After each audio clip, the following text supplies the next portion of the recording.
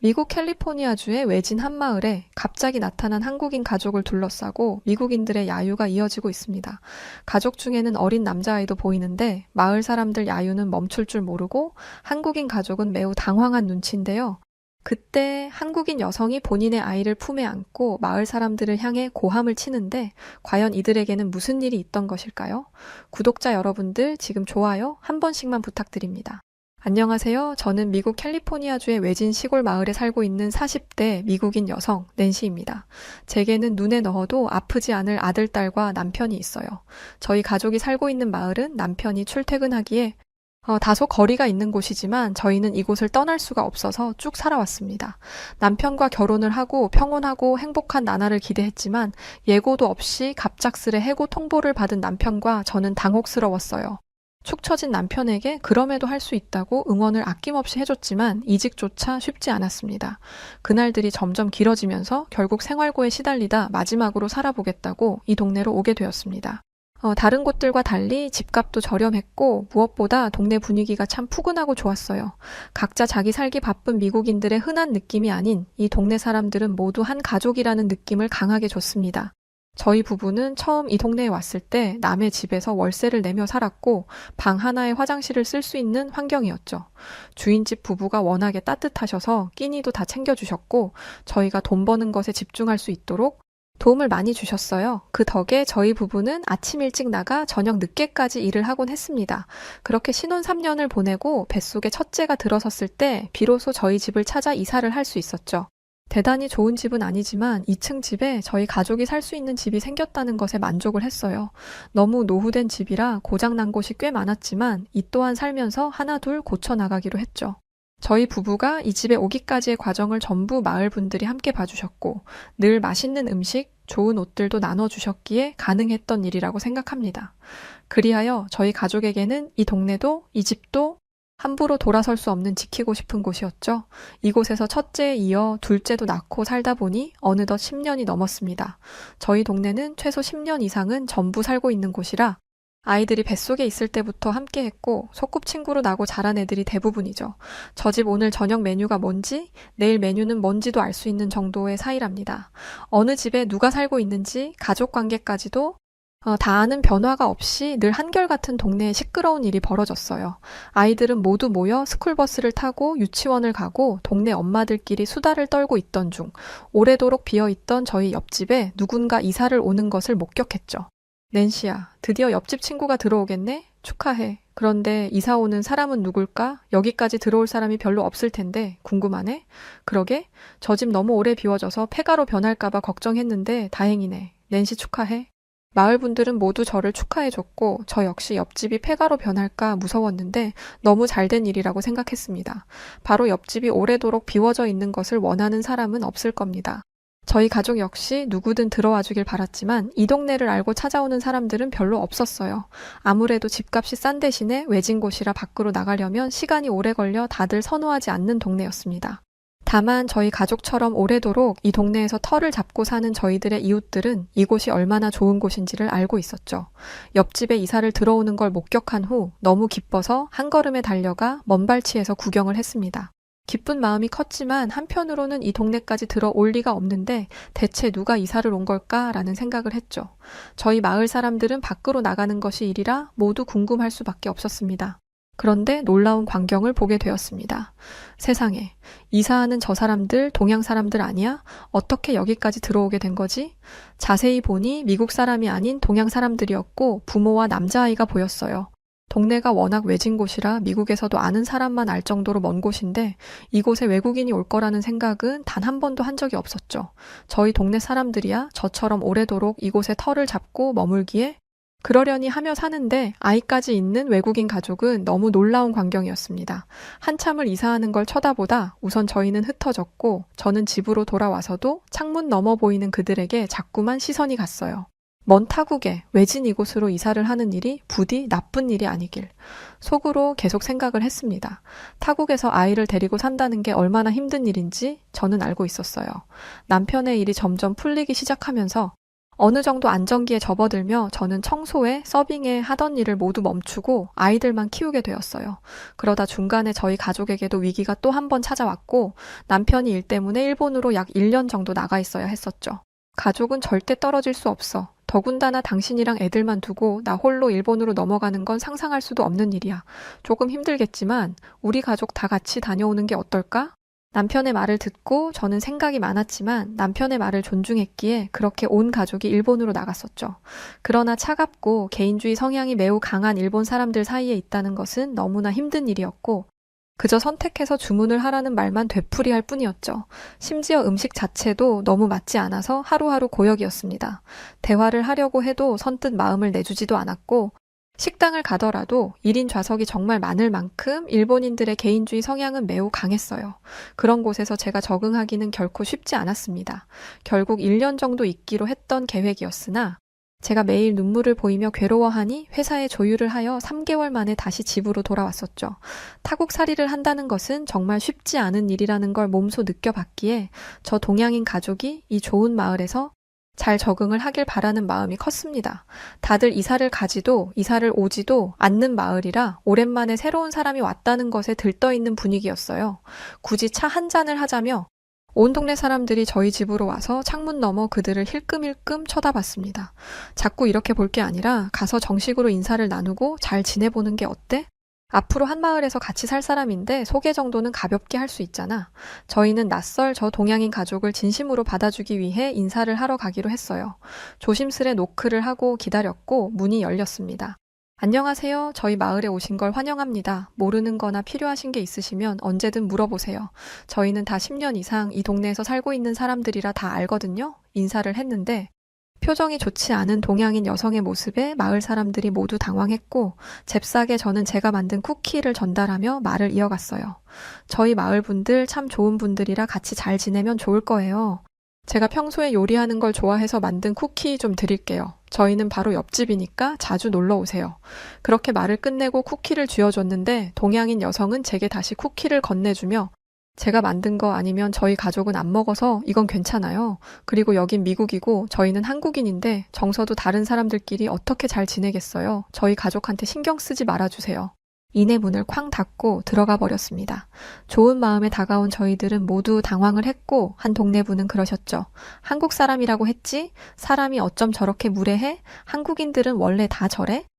다들 저 여자한테 말도 걸지 말자고. 아니, 동네에서 혼자 어떻게 살려고 저러는 거야. 마을 분들은 이내 안 좋은 말들을 쏟아내고 집으로들 가셨어요.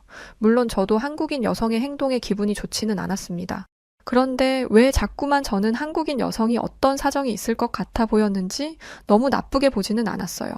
이후로부터 마을 분들은 모이기만 하면 한국인 가족에 대한 험담을 했습니다. 저 한국인 여자 진짜 성격 이상한 것 같아.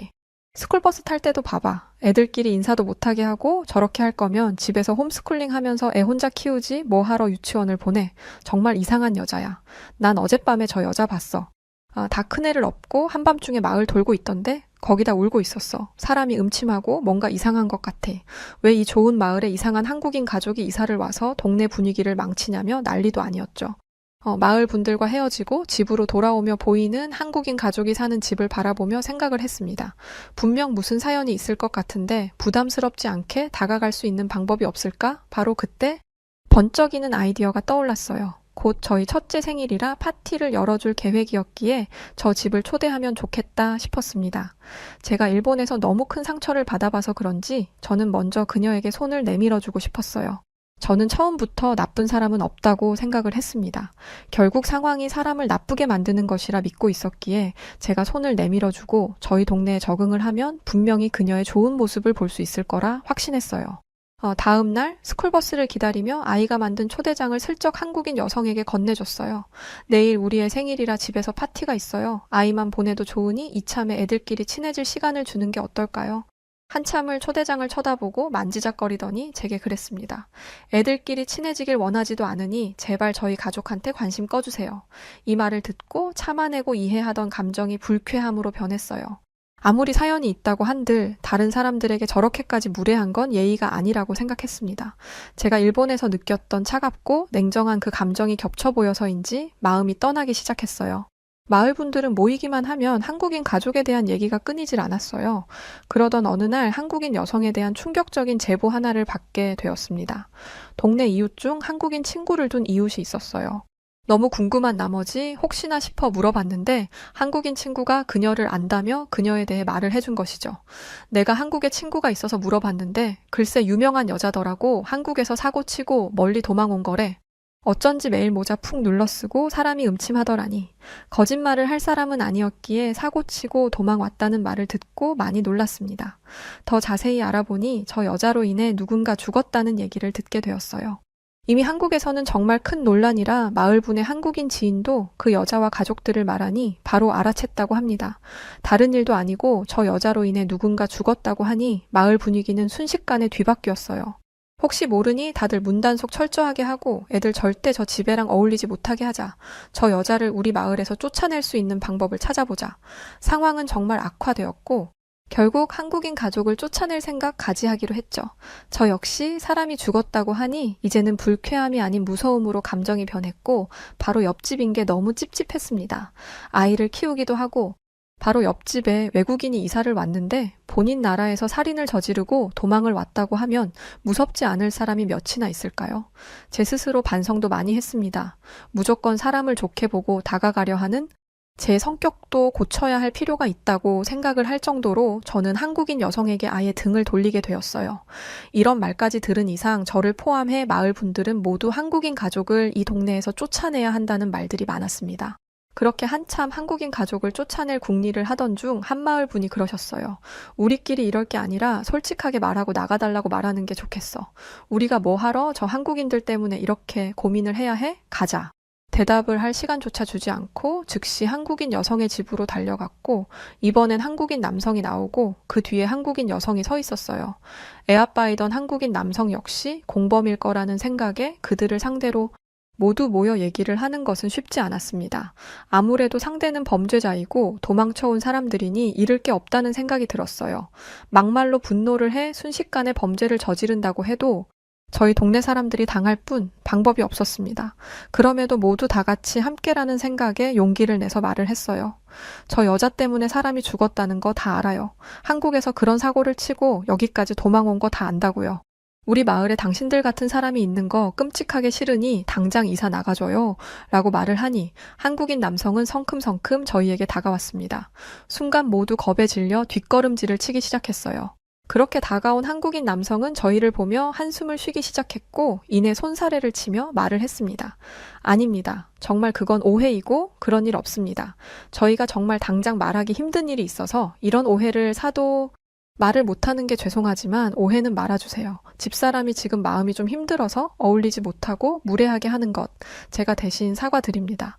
저희 여기서 어디로 갈 곳도 없어요. 저희 가족을 너무 나쁘게 보지 마시고 조금만 시간을 주시면 꼭 그 오해 풀어드릴게요. 최악의 상황을 생각하고 갔던 터라 예상외의 반응을 보니 모두 당황스러웠습니다. 그러나 한국인 남성은 호소를 했음에도 불구하고 이미 충격을 받은 마을 분들에게 효과는 없었고 당장 나가라고 성화였죠. 그러나 저는 한국인 남성의 말을 듣고 생각이 달랐습니다. 정말 말 못할 아픈 사연이 있는 듯 했어요. 정말 저 모든 것들이 오해라면 도대체 무슨 일이 있길래 이 먼 타국까지 도망치듯 온 가족이 온 걸까 싶었습니다. 또 그렇다면 말도 통하지 않는 이곳에서 정말 외롭겠구나 싶었어요. 저 역시 한국인 가족들이 너무도 무서웠지만 한 번은 믿어보고 싶었습니다. 만약 한국인 남성의 말대로 오해가 맞다면 저희 동네 사람들이 정말 큰 실례를 범한 것이니 조용히 묵묵히 기다려보기로 했어요. 그러던 어느 날 밤, 자고 있던 한밤중에 누군가 문을 미친 듯이 두들겼어요. 너무 놀라 남편과 잠에서 깨 조심스레 문을 열어보니 바로 한국인 여성이었습니다. 눈물 범벅에 땀 범벅을 한 한국인 여성은 아이를 들쳐 업고 말했어요. 제발 도와주세요. 저 좀 도와주세요. 언뜻 봐도 아이가 많이 아픈 것 같은데 이 시간에 저희 집에 온 이유가 분명 있을 거라 생각하고 묻지도 않고 차를 태워 병원으로 이동했습니다. 이동하는 내내 한국인 여성은 아이를 품에 안고 그랬어요. 엄마가 미안해. 제발 정신 차려봐. 곧 병원이야. 너도 형처럼 보낼 수 없어. 조금만 버텨줘 아가. 엄마가 미안해. 이 말만 수도 없이 반복했고 저는 저 말 속에 형처럼 보낼 수 없어를 듣고 정말 사연이 있겠구나 싶었죠. 병원에 도착한 후 단순 장염이던 아이는 수액을 맞고 잠이 들었고 저는 한국인 엄마에게 따뜻한 커피를 건넸습니다. 함께 나란히 앉아 한참 정적이 흐르던 중 먼저 입을 열었어요. 첫째가 있었어요. 애가 땅콩 알레르기가 있었는데 제가 애들만 두고 쓰레기 버리러 간 사이에 애가 먹고 가버렸어요. 저 때문에 제가 부족해서 애를 먼저 보내고 별짓을 다 했는데도 이렇게 숨쉬고 제가 살고 있어요. 저는 모든 말을 듣고 하염없이 울었습니다. 아이들만 두고 잠시 집 앞에 쓰레기를 버리러 간 사이에 첫째가 숨겨둔 땅콩을 몰래 꺼내 허겁지겁 먹고 기도가 부어 호흡곤란으로 이어져 죽었다고 해요. 애 엄마가 발견했을 때는 애가 숨을 못 쉬고 있었고 병원으로 이동하는 중 같다고 합니다.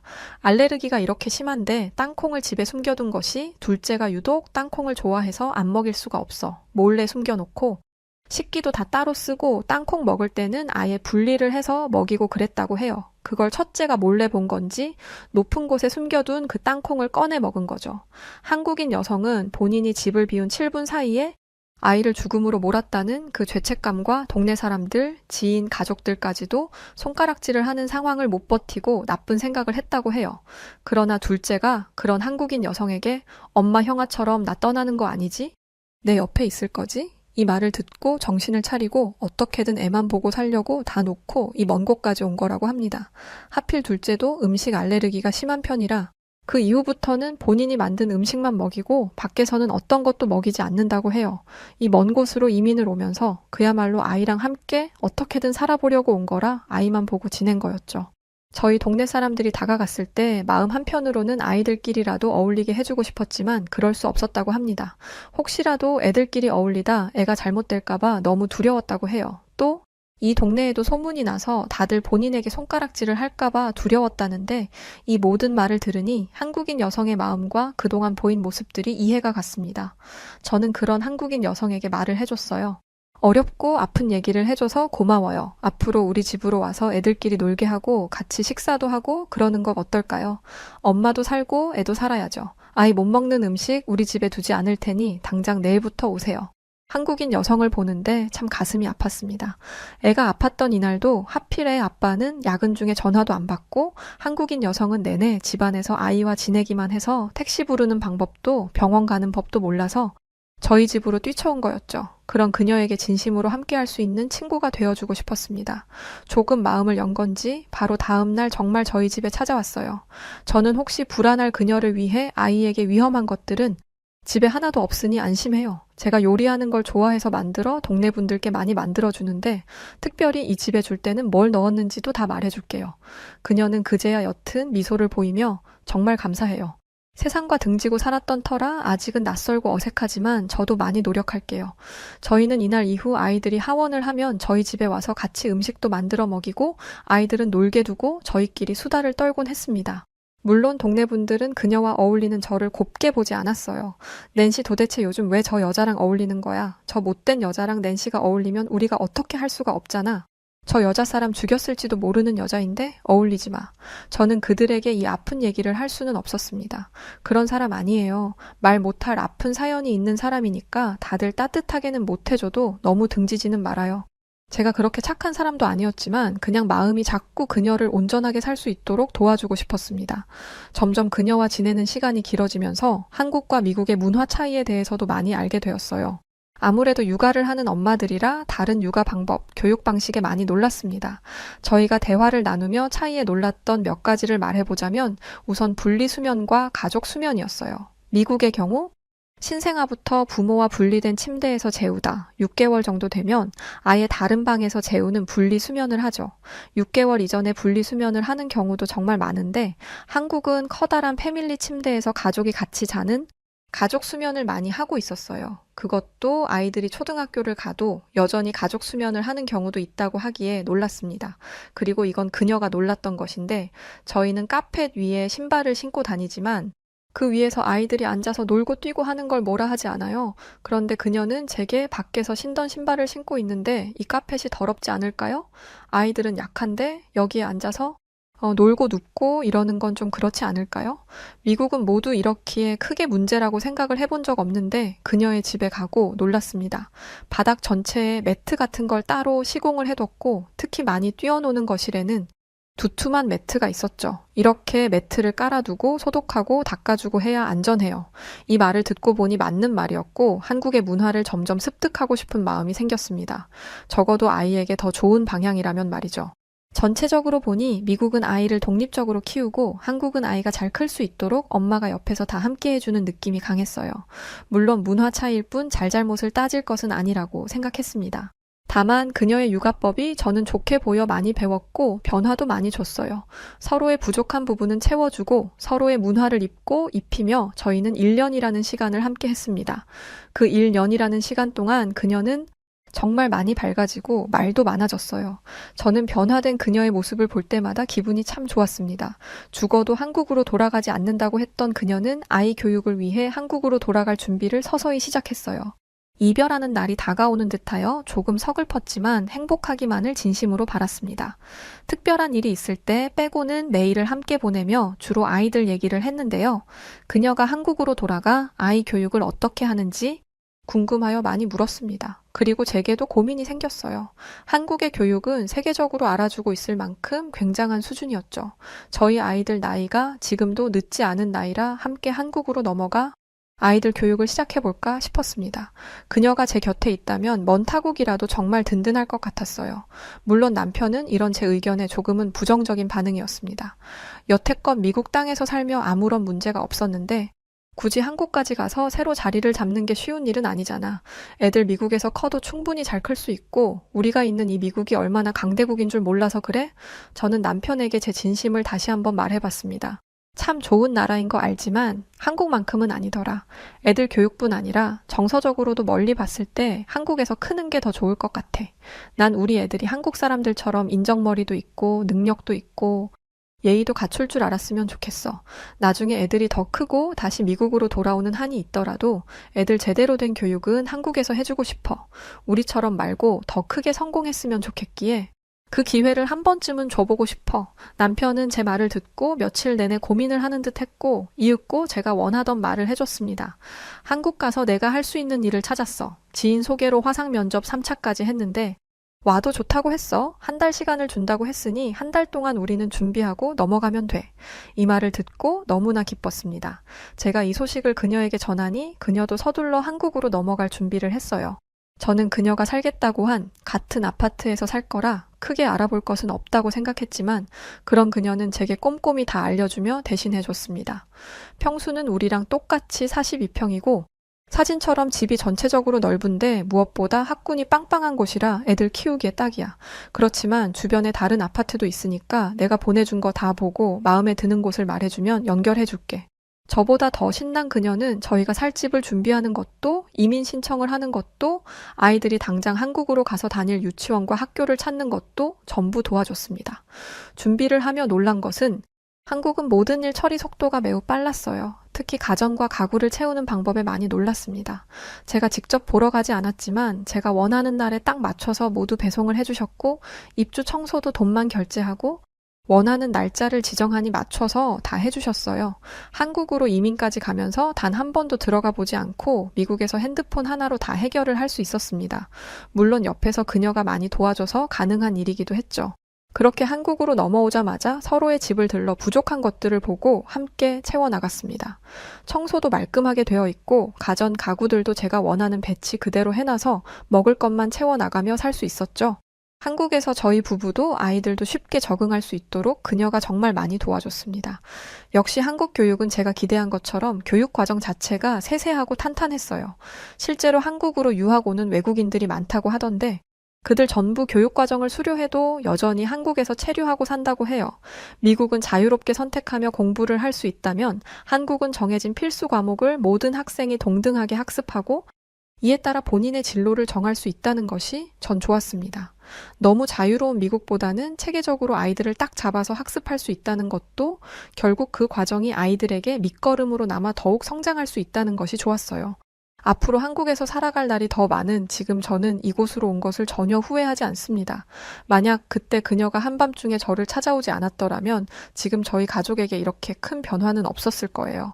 너무 힘들던 신혼 때 그 마을에서 시작해 아이들을 낳고 키웠기에 정도 많이 들었던 곳이지만 사실 아이들이 더 크면 교육 문제가 부딪힐 수밖에 없는 환경이라는 것을 알고 있었습니다. 그래서 제게 한국으로 오는 것이 더욱 깊이 다가온 듯해요. 더군다나 춥디 추운 미국의 겨울에서만 지내다 따뜻한 한국의 가정 집마다 있는 온돌의 온기로 평안함까지 느끼고 있죠. 마을 분들은 시간이 지나 그녀에게 말 못할 아픔이 있다는 정도만 알고 욕을 하지는 않았지만 늘 둘이 붙어 다녀 시선이 곱지 않았어요. 제가 떠난다고 했을 때도 제게 그랬습니다. 낸시는 지금 저 여자를 너무 믿는 것 같아. 그러다 배신 당할지도 모르는데 어떻게 한국까지 갈 생각을 하는 거야. 정말 진심으로 걱정돼. 그래서 저는 웃으며 말해줬습니다. 너무 좋은 분들과 좋은 동네에서 오래 함께 했지만 아이들이 커가는 이상 여기서 더 할 수 있는 게 없다는 거. 우리 모두 잘 알잖아요. 저는 따라가는 게 아니라 저희 애들이 성공할 수 있는 자리를 제대로 펼쳐주고 싶은 것뿐이에요. 한 치 앞도 모르는 게 사람 인생이라고 하지만 제게 이 말은 꽤 긍정적으로 다가옵니다. 어쩌면 그녀와 저를 만나게 해준 것이 서로를 위한 하늘의 계시가 아니었을까 싶어요. 앞으로도 아이들이 올바른 방향으로 잘 성장하길 서로를 믿고 의지하며 잘 지내려 합니다. 아이들뿐 아니라 저도 한국어 공부도 하고 있습니다. 아이들도 어느 정도 컸고 어렵지 않게 새로운 꿈을 조용히 펼쳐보려 합니다. 요리하는 걸 좋아하는 저와 한국 음식을 잘하는 그녀, 저희 둘이 함께 아파트 상가의 반찬 가게를 내보면 어떨까 싶어서 조금씩 함께 시도를 해보고 있어요. 무언가를 할 수 있고 일을 한다는 것에 의미를 두고 있기에 마이너스만 나질 않기를 바랄 뿐입니다. 제가 이 한국인 가족들을 만나서 전혀 생각해보지도 않았던 한국이라는 나라에서 삶을 살아가고 있다는 것이 얼마나 큰 행운인가 다시 한번 되짚어보게 되는 요즘이에요. 내가 살던 미국은 분명 경제 대국이 맞았지만 한국 역시도 미국에 못지않았고 무엇보다 아이들과 함께 살아갈 수 있는 전 세계에서 가장 안전한 국가가 아닌가 싶어요. 그래서 한국에 정착할 수 있게 저를 도와준 그녀에게 감사하다는 말을 전하고 싶었고 또 저희를 항상 따뜻하게 대해주시는 한국인 분들에게도 감사하다는 말을 전하고자 사연을 적게 되었습니다. 진심으로 감사합니다. 한국인 여러분들, 회사 일 때문에 한국에 잠시 지내야 했던 적이 있던 여성. 그런데 이 한국이라는 나라가 이 여성을 영국에서 완전하게 정착할 수 없도록 해버렸다고 하는데요. 그래서 그녀는 지금은 한국에 살게 되었다는데 무슨 일이 있던 걸까요? 안녕하세요. 저는 40대 초반의 영국 출신 로제 마이어스라고 합니다. 저는 평범한 직장인이에요. 또 모험심이 강한 사람이 아니라서 새로운 일에 도전하는 것도 꺼려하고 그래서 환경이 변하는 것도 좋아하지 않습니다. 그래서 결혼도 안 하고 있어요. 결혼하면 인생이 역동적으로 변하는데 그게 싫더라고요. 어릴 때부터 연애에도 관심이 없었고요. 게다가 회사에서는 제가 영국의 명문대인 런던 대학교를 나왔다는 걸 부하 직원들은 거의 모릅니다. 이 정도 학력의 경력이면 다른 회사에 더 좋은 조건으로 스카우트 될 수 있는데 왜 가만히 있냐고 나무라는 동기들도 있죠. 하지만 저는 지금의 제 회사에 만족합니다. 지금 다니는 회사도 다른 사람들의 부러움을 받는 회사거든요. 그래서 회사에서도 승진, 성과 욕심 없이 조용히 제 할 일만 하면서 지내도 자리가 보전되니 괜찮더라고요. 그런데 새로운 CEO가 우연히 제 보고서를 읽게 되었나 봐요. 그러더니 대뜸 한다는 말이 저더러 한국에 가라고 하더라고요. 사실 제가 대학에서 복수 전공으로 무역학을 들었거든요. 그때의 지식을 배경 삼아 아시아와의 무역 경제 수출에 관한 보고서를 썼던 거였습니다. 솔직히 하늘이 무너지는 기분이었어요. 사람들은 가기 싫다고 하는 제게 왜 이렇게 좋은 기회를 스스로 발로 걷어차냐라고 말했지만 한국이잖아요. 한국을 싫어하는 것도 아니었고 한국이 후진국이라고 생각하지도 않았습니다. 아시아 경제에 관해서 공부한 사람이 어떻게 한국의 수준을 모를 수가 있겠어요. 한국이 어마어마한 경제 성장을 이뤄냈다는 것과 안정적인 사회 시스템을 구축했다는 건 정말 잘 알고 있습니다. 그런데도 가기 싫었던 이유는 모험을 싫어하고 주변 환경이 변하는 걸 싫어하는 제 성향 때문이었어요. 그냥 대충대충 살고 싶은데 한국까지 가면 제 어깨가 무거워지잖아요. 주변 사람들이 부럽다 부럽다 하는데도 제 반응이 영 미적지근하자 어떤 사람은 이런 말도 하더군요. 한국에서 살고 있는 지인이 있는데 정말 진짜 살기 좋다던데요. 인프라도 너무 좋다고 하던데 라는 말을 하면서 어차피 갈 거 마음 편히 가라고 하더라고요. 한국이 살기 좋아봤자 영국만 하겠어요? 영국에서 나고 자랐을 뿐만 아니라 먼 친척까지도 전부 영국 출신인 저에게는 영국이 세상에서 가장 살기 좋은 나라였습니다. 그런 제게 한국의 인프라를 언급하다니 별 도움이 안 됐어요. 제가 한국에 가는 건 기정사실화되어 있었고, 저는 정말 울며 겨자 먹기로 한국으로 향했습니다. 그런데 저와 함께 한국으로 향한 햄튼이라는 남자 직원은 기대에 부풀어서 어쩔 줄 모르더라고요. 그러고는 설레는 마음을 도무지 주체하지 못하겠는지 참을 수 없다는 듯 묻지도 않은 말을 쏟아내기 시작했습니다. 로제 씨, 진짜 제가 살다 살다 한국에 다 가보네요. 아니, 이게 출장도 아니고 파견직인 거잖아요. 제가 한국을 얼마나 가고 싶어 했는지 아세요?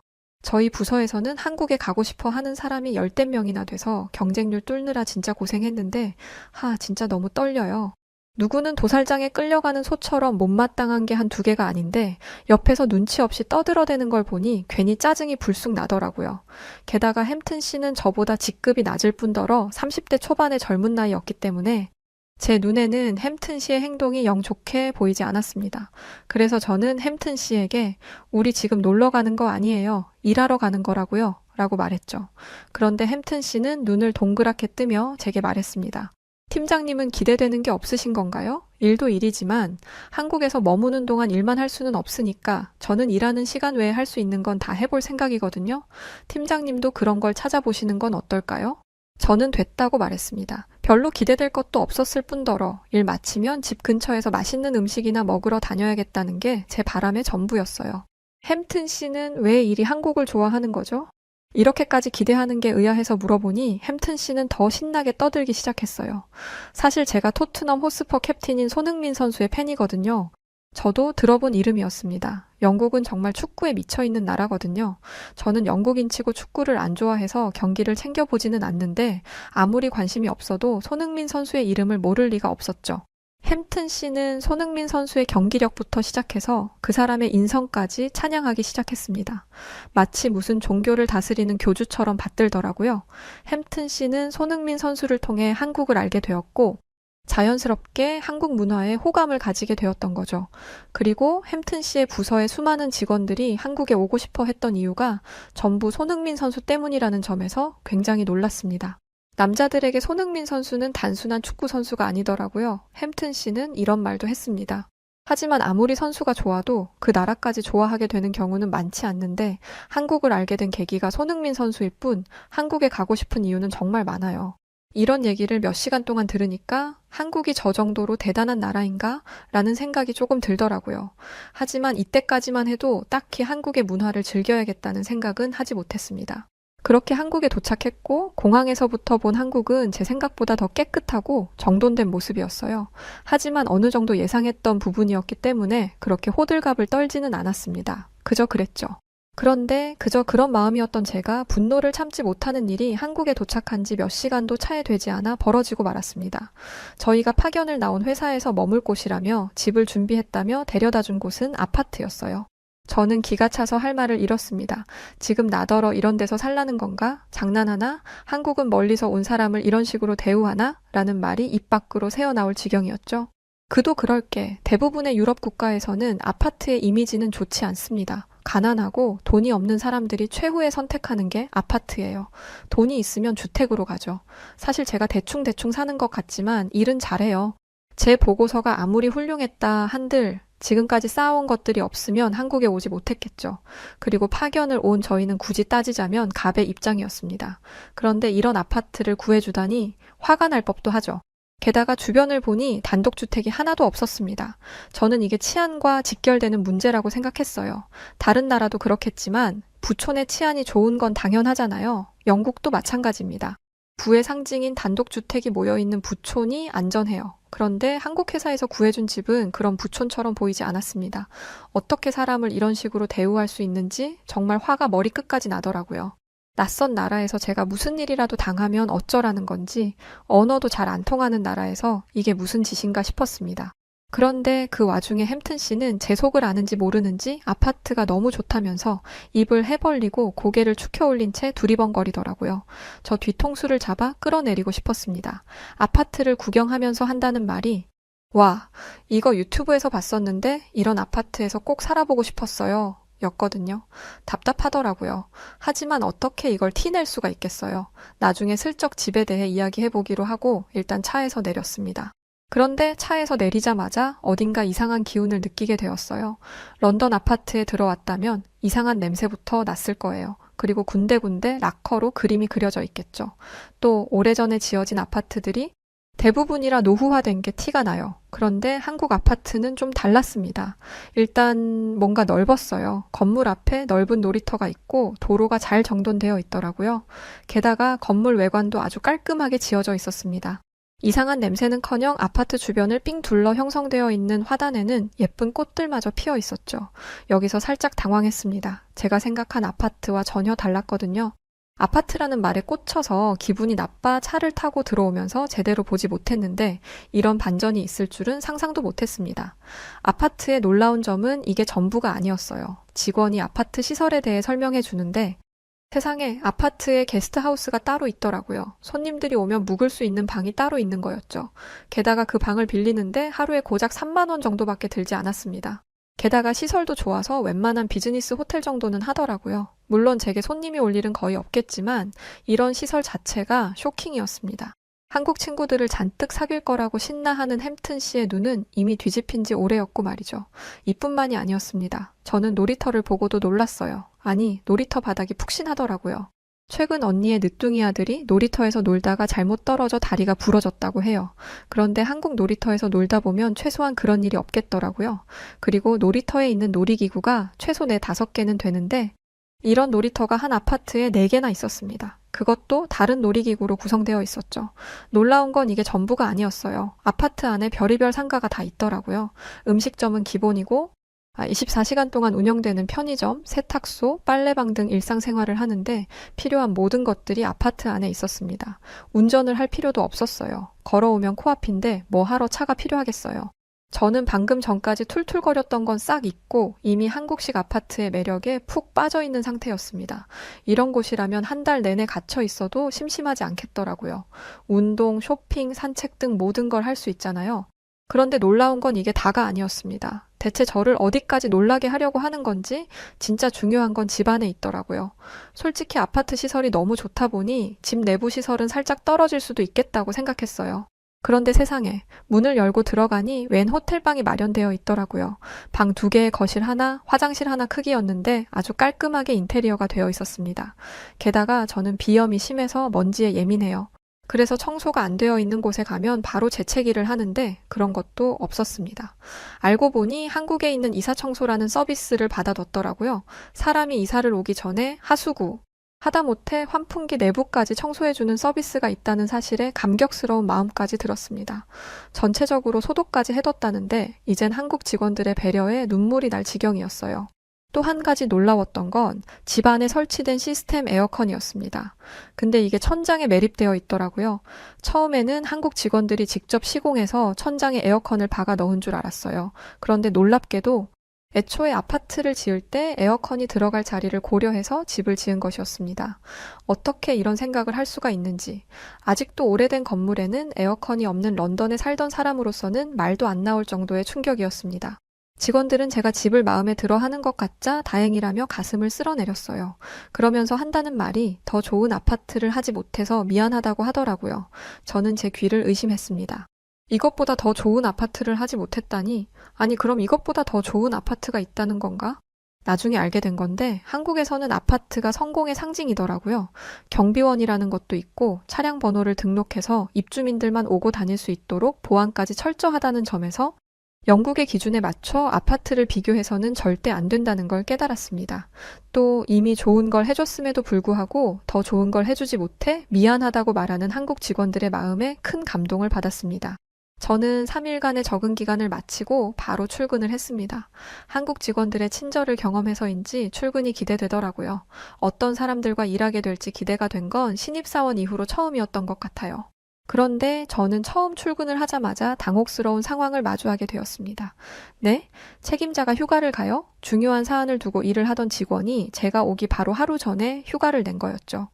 놀러 간 건 아니었고 부모님 중 한 분의 건강이 좋지 않아 급하게 휴가를 낸 거라고 했습니다. 한숨부터 나오더라고요. 피치 못할 사정이 있었다는 건 이해했고 중요한 프로젝트가 있음에도 불구하고 휴가를 쓴 그 마음도 이해합니다. 그런데 책임자가 있어야 대화를 하건 뭘 하건 하는데 그 중요한 사람이 사라져 버린 거잖아요. 이마를 짚고 고뇌에 빠져 있는데 제 눈치를 보던 한 직원이 와서는 그래도 인수인계를 다 마치고 갔으니 걱정 안 하셔도 됩니다. 라고 하는 겁니다. 저는 인수인계라는 말 자체를 이해하지 못했어요. 책임자가 갑자기 자리를 비우게 되면 다른 사람에게 업무에 관한 전반적인 내용을 전달하고 가는 거더라고요.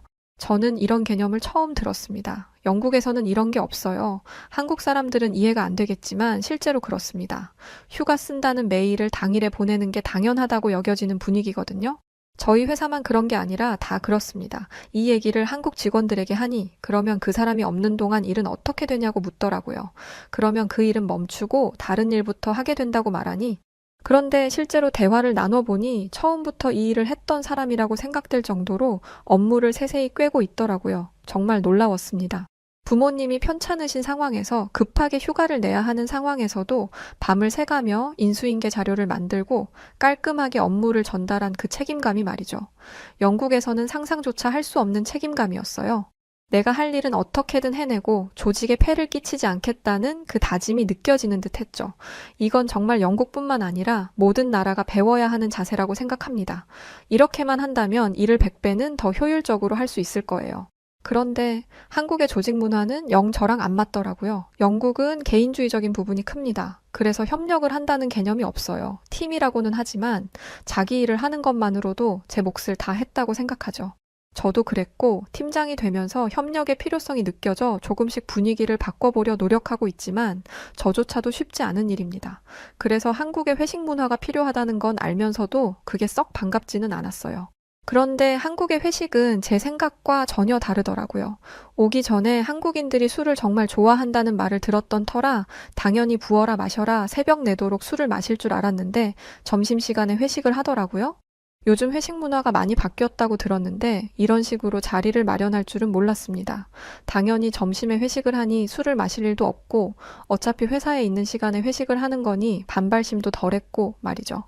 게다가 회사 돈으로 밥을 먹을 수 있으니 오히려 좋다고 말하는 직원들도 있었습니다. 이런 식으로 함께하는 자리를 만드니 업무 시간에는 하지 못했던 소소하고 사소한 이야기를 나누며 친해지게 되더라고요. 런던에서 와서 아직 적응을 못하던 저도 이 자리에서 직원들과 많은 대화를 나눌 수 있었습니다. 혼자 있는 걸 좋아하는 저도 부담 없이 참여할 수 있는 회식은 처음이었어요. 영국에서는 파티 문화가 일반적인데 그건 정말 곤욕이거든요. 생각만 해도 스트레스 받네요. 한국 직원들은 저와의 관계가 보다 가까워졌다는 것을 느꼈는지 저에게 이것저것 물어보기 시작했습니다. 사는데 불편한 건 없냐? 도와줄 건 없냐는 식의 질문이었죠. 처음에는 불편했어요. 너무 사적인 영역에 대해 코치코치 캐묻는 것 같아서였죠. 좋은 사람들인 건 알겠으나 어쨌든 회사에서 만난 사람들이잖아요. 개인적인 선은 지켜줬으면 하는 게 제 바람이었습니다. 그런데 얼마 지나지 않아 저는 직원들의 이러한 오질 앞에 감사하는 경험을 하게 되었어요. 바로 팔 저림이 심해진 것이었죠. 영국에서도 조금씩 있어 왔는데 한국에 오니까 더 심해지더라고요. 컴퓨터에 오래 앉아있는 직업인데 컴퓨터 키보드를 두드릴 때마다 어깨와 팔이 저릿저릿해서 일상이 너무 불편했습니다. 시도 때도 없이 스트레칭하는 게 신경 쓰였는지 한 직원이 와서는 괜찮냐고 묻더라고요. 평소였다면 어색하게 웃으며 별일 없다고 말했을 저였지만 한 달 정도 불편함을 겪고 나니 말을 할 수밖에 없더라고요. 병원을 가보려고 했는데도 무서워서 못 가고 있었거든요. 병원비도 많이 나올 게 뻔했고 어떤 치료를 받아야 할지도 모르겠어서였습니다. 이렇다 보니 도움을 받아야 할 것 같더라고요. 직원은 제 말을 듣자마자 인터넷으로 뭔가를 열심히 검색하더니 한의원이라는 곳에 가보지 않겠냐고 하더라고요.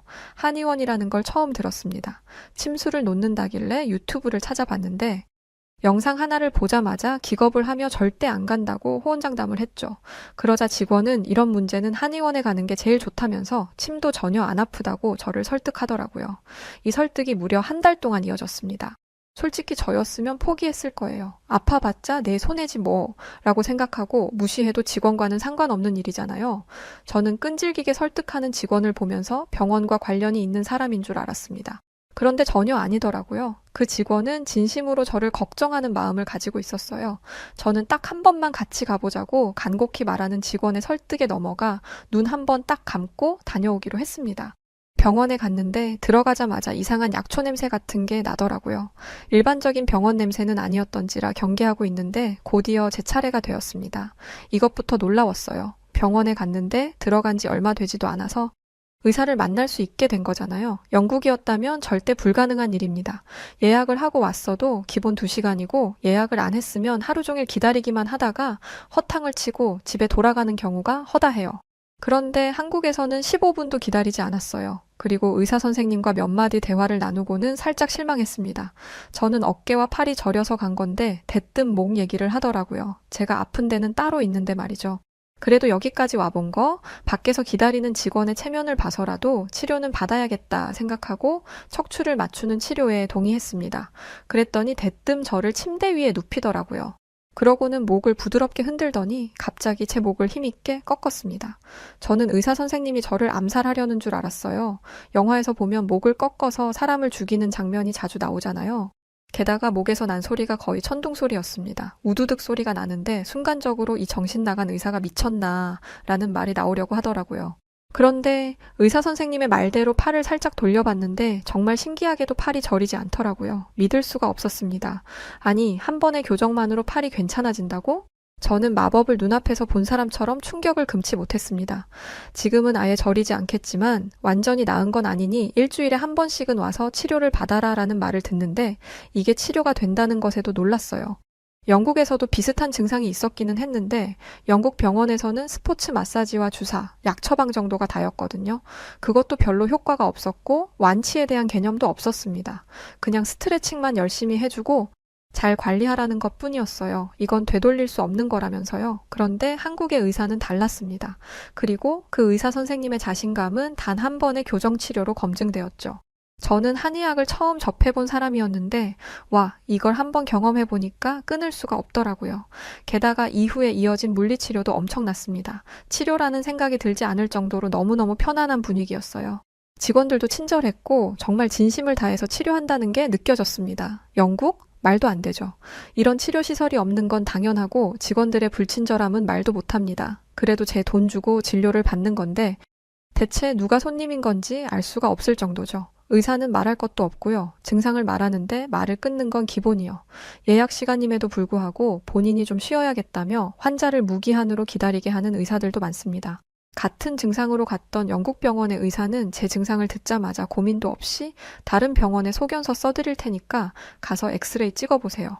그러고 다시 오세요라는 말만 하고 저를 내보내더라고요. 엑스레이 기계가 있는 병원에 가서 예약하면 찍는데 한 달이 걸리고 그 결과를 가지고 처음 병원으로 가면 또 한 달이 걸립니다. 팔 저린 거 하나 때문에 이런 고생을 할 사람이 몇이나 되겠어요?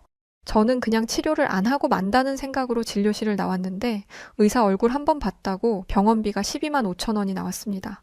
무슨 왕의 얼굴을 아련한 것도 아닌데 뭔 놈의 병원비가 이렇게 비싼지. 뭐 한 것도 없는데 이런 병원비가 나온다면 치료 한 번 받았다간 집안 살림이 거덜 나겠더라고요. 그래서 포기했습니다. 그런데 한국에서는 의사의 꼼꼼한 진료, 물리치료, 침술, 추나치료를 포함하여 고작 5만 원이 조금 넘는 병원비밖에 나오지 않았어요. 추나치료를 안 하면 2만 원대로 내려간다고 하더라고요.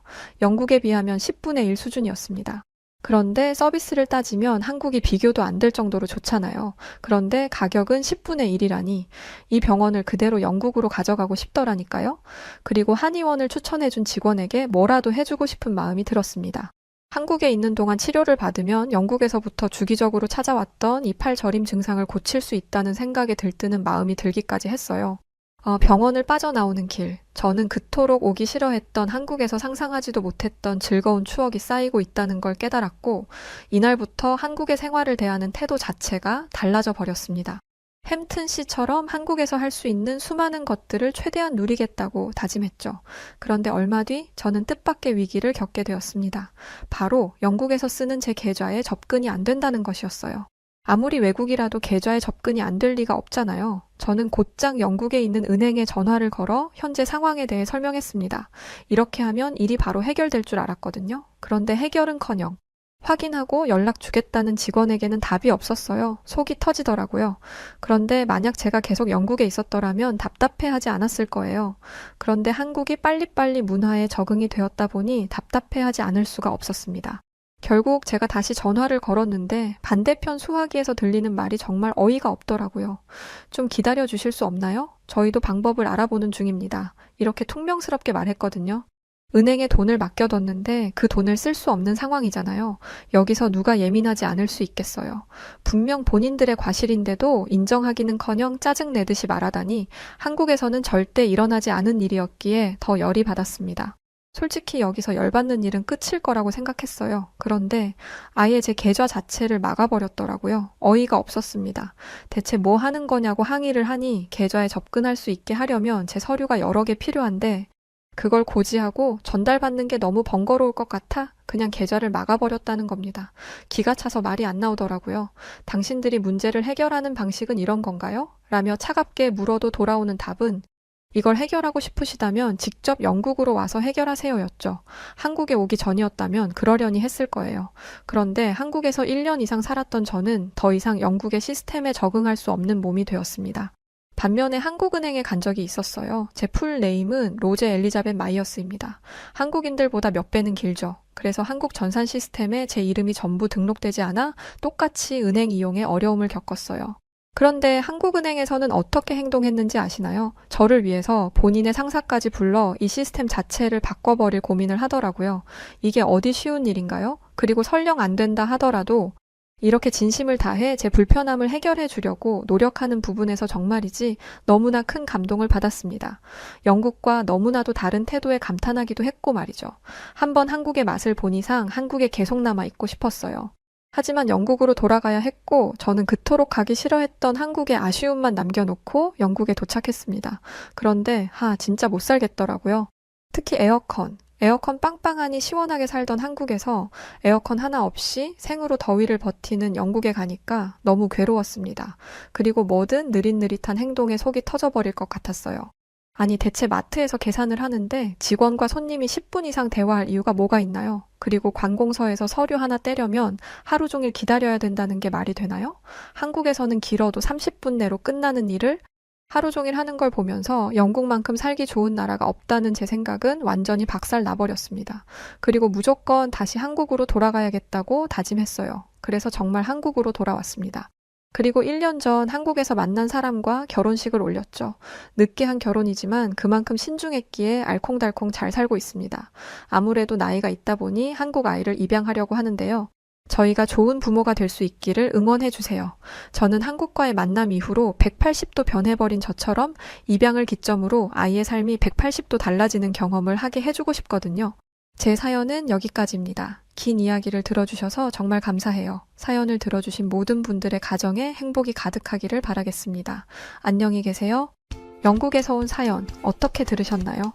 다른 이야기들도 감명 깊지만 한국 아이를 입양할 계획이라는 점에서 큰 감동을 받았습니다. 쉬운 결정이 아님에도 불구하고 입양을 선택해준 로제 씨에게 감사 인사를 전하고 싶네요. 자, 그럼 저는 사연을 읽어드렸던 여우튜브 송은지였고요. 더 흥미로운 사연으로 찾아뵙겠습니다. 구독, 좋아요 부탁드리고 끝까지 영상 시청해주신 모든 분들 고맙습니다. 그리고 우리 구독자분들 사랑합니다. 감사합니다. 당신만의 여우